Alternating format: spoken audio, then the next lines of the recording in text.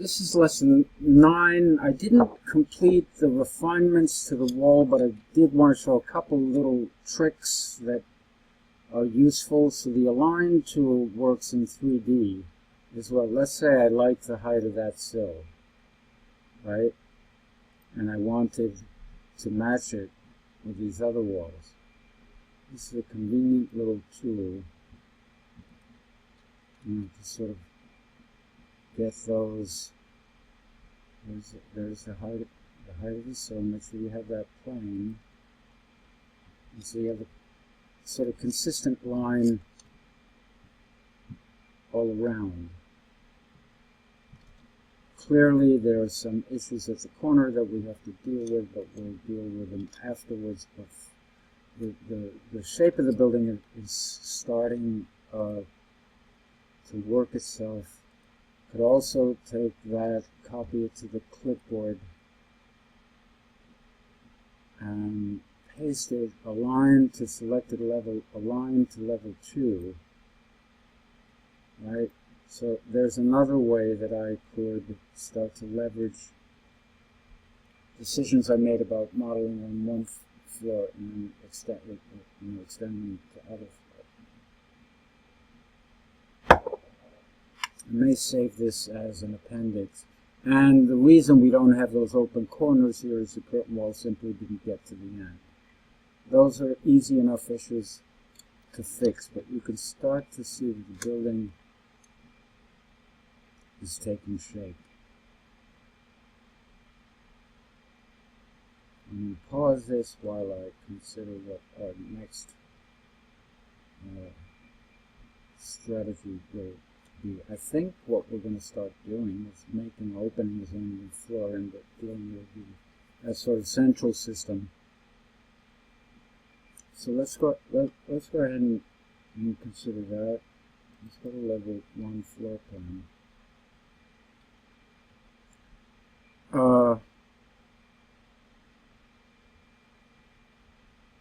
Where's our model? Our model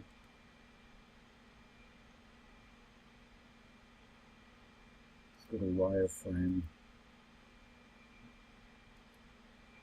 Okay, so our model's on this side. We have a system in the middle,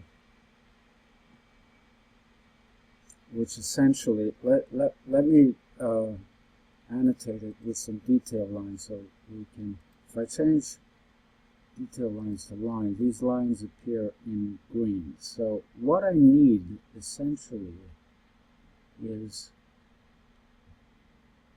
from that corner, let me create a rectangle, from this corner to there. Okay, that is a core system. I'm going to measure it.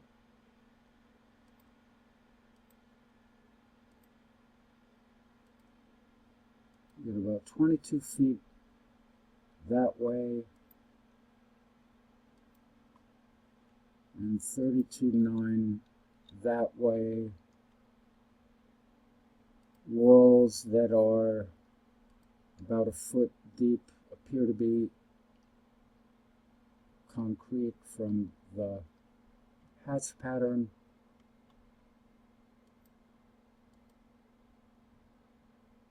11/5/8, surprisingly close to the thickness of a concrete masonry unit, maybe. 1.0. Right, so we have, sort of the central core, and I'm going to say that really this shape is a shape that we want to cut out.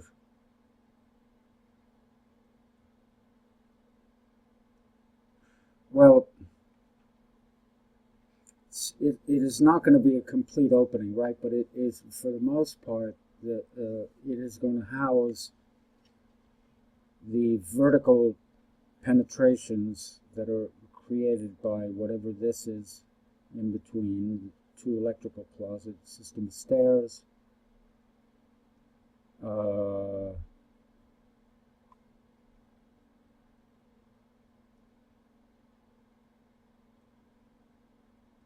two-piece bathrooms.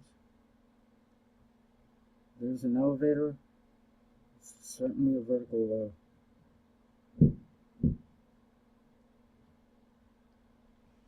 So, I'm doing a lot of thinking out loud, but it saves time later when you figure out a strategy. I think what we're going to want to do is, let's go and start modeling this with a 1-foot old wall. I'm going to call it a generic 12-inch wall for now. I'm going to draw on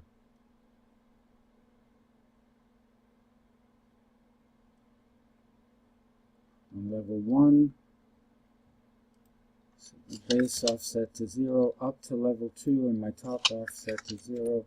And I'm going to draw finished face exterior, so I can draw in a clockwise direction. I'm going to start drawing here, 2,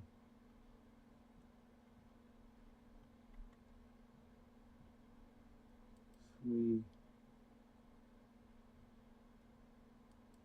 4,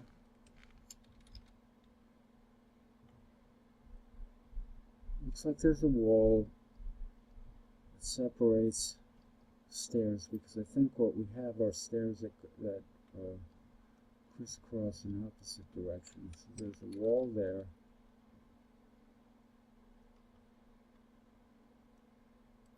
There's a wall.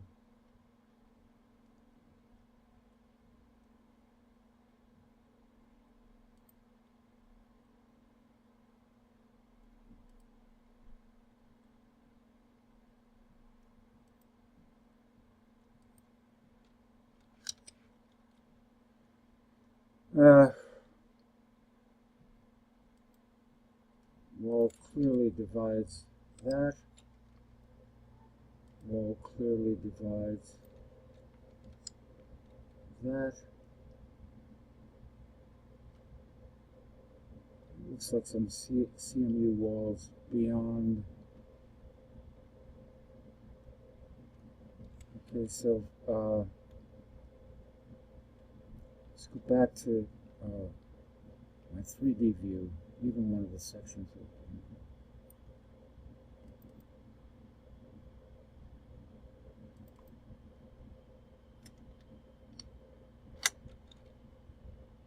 I'm going to duplicate it. This is a section box.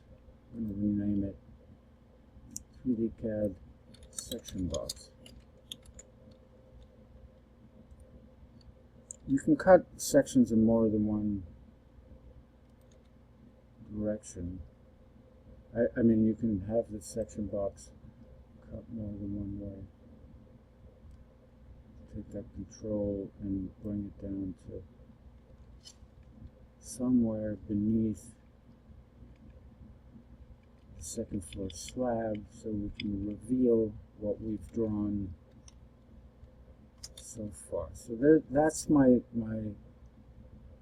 core system. I'm going to have to think through how we're going to place this, how we're actually going to organize that in the rest of the vertical penetrations that implies. We'll save that as lesson 9.